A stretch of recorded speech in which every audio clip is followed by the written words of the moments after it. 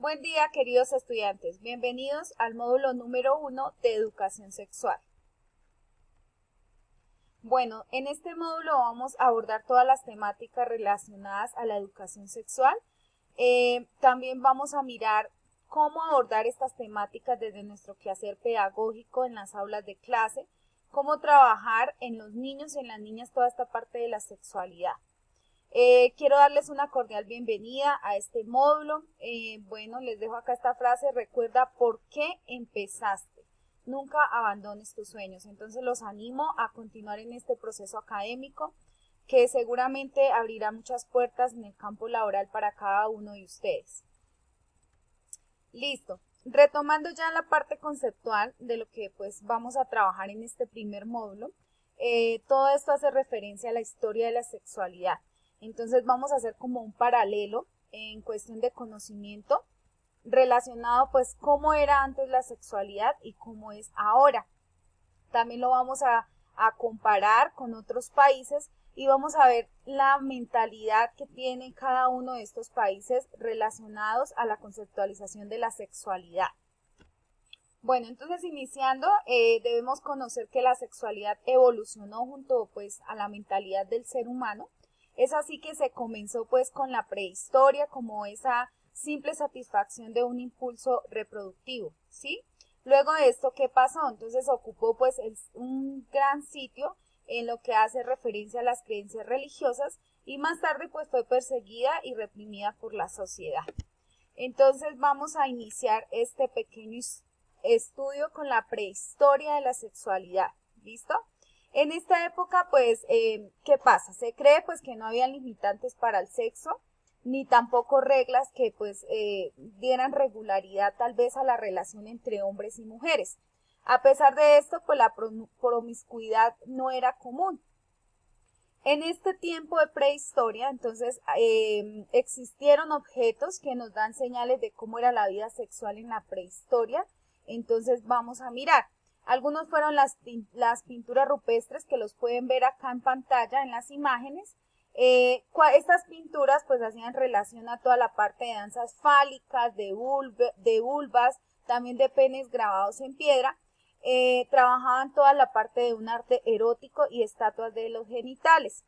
La sexualidad pues era vista más que todo como una forma de asegurar la especie por más años y no era más que una fuerza fecundada antes de ser una vivencia placentera. Entonces, este es el primer paso en la regla del tiempo, donde conocemos pues la conceptualización de la sexualidad. En Egipto, entonces, la sexualidad era vista de manera igualitaria y era muy permisiva. Allí en Egipto gozaban de libertad sexual, se espera pues que la mujer siempre fuese fiel y entregada a su casa, entregada a su esposo y entregada a sus hijos. La mujer pues en este caso pues también tenía una posición privilegiada, pero no en la familia. Se permitía el incesto. ¿Qué quiere decir esto? Entonces que el matrimonio lo podían hacer entre hermanos. Esto significa la palabra incesto. En Babilonia entonces la mujer no era más que un objeto de placer y un vientre más. Sin embargo pues acá el hombre tenía la libertad, la legalidad de tener concubinas. ¿Qué quiere decir esto? Pues que tenían derecho a tener otras mujeres, ¿cierto? Como castigadas, como si fueran de su propiedad. Estas conductas sexuales no permitidas también en el adulterio, entonces pues acá en Babilonia las mujeres pues eran castigadas duramente, ¿sí? Entonces acá también vemos otro tipo de sexualidad que fue más allá enmarcado dentro de los conceptos pues que ya venimos trabajando. En la antigua Grecia, entonces, la belleza era algo sublime y adorar, pues, la belleza masculina o femenina era un acto de adoración. Acá también en Grecia vemos que la sexualidad era un poco más abierta y exaltaban muchísimo el erotismo. Aceptaban hechos sexuales como la infidelidad y la homosexualidad. Entonces, en este tiempo, en la antigua Grecia eran un poco más abiertos con toda la parte de conceptualización de su sexualidad y eran como que pues ellos enmarcaban ese culto a la virginidad. También hacen referencia a la homosexualidad del hombre o la mujer, era aceptada y era conocida como algo normal. En Roma, entonces acá pues Roma era regida por unas normas muy puntuales en relación a la conducta y a la ética. Roma también buscaba la parte liberal y promiscua, donde las relaciones pues sexuales fuera de pareja eran consideradas totalmente normales y donde para los ciudadanos libres existía pues esa gran libertad sexual. Podían tener o mantener relaciones sexuales fácilmente con su esposa en casa, con un hombre en el baño, también buscaban otras partes como es el burdel, ¿cierto? Entonces acá ya viene pues otra temática que vamos a abordar en clase un poco más a profundidad. Y acá pues en Roma fue uno de los países pues inscritos en ese registro de conversación y también de placer. Tenemos la cultura judía y cristiana, entonces acá pues ya hace más referencia a la parte de religión, ¿cierto? La religión pues judía fue de las primeras en reprimir la sexualidad, particularmente la de las mujeres que eran consideradas como simplemente un objeto sexual. En el judaísmo el matrimonio tenía como finalidad la descendencia y la esposa hebrea tenía ese privilegio de compartir los favores del esposo con otras esposas secundarias, pero si ella era infiel era apedreada. Entonces démonos cuenta que en esta cultura el hombre tenía derecho a tener otras mujeres, pero la mujer no, la mujer debía ser fiel solamente a un hombre. En el cristianismo pues cambió toda esta parte de visión, al pesar de que pues esta religión, ustedes la conocen, es una religión oficial del Imperio Romano. Acá pues se convirtió en una fuerza política y represiva. Entonces acá el cristianismo designó la sexualidad como algo impuro. Entonces este tipo de cultura también la vamos a abordar en clase un poco más a profundidad para conocer cuáles eran las características puntuales de cada una de estas culturas y cuáles eran las leyes que lo regían para que la población pues fuera totalmente emergente a ella. En el Oriente, entonces, la sociedad pues buscaba el conocimiento y el desarrollo de las funciones sexuales.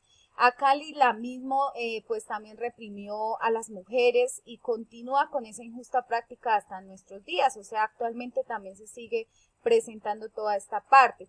En la India pues son famosos los libros sagrados del erotismo.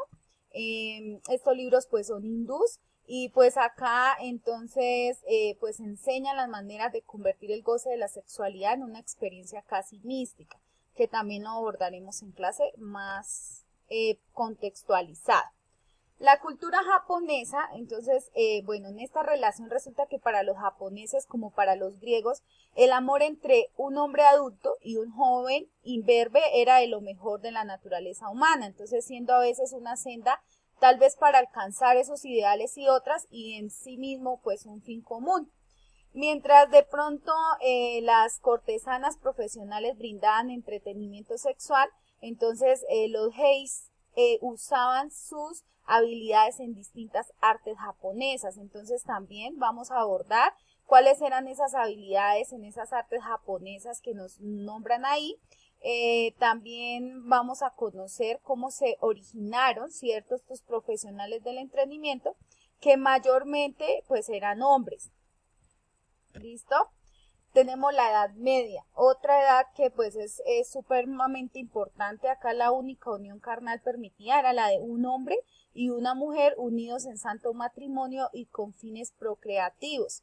Entonces el restante de las relaciones que existían acá en la Edad Media, como por ejemplo la barragania, el comercio carnal, el adulterio, toda la parte de la homosexualidad, del bestialismo, conducían a quienes practicaban a los tribunales de justicia. O sea, prácticamente acá era prohibido todo este tipo de actividades. La fornicación también pues suponía el ayuntamiento, toda la parte del adulterio si la mujer estaba casada, si la mujer era virgen, entonces toda esta parte también era judicializada y pues a través de un tribunal de justicia. Las vírgenes o doncellas pues eran mujeres castas, honestas, enteras y pues no eran corruptas.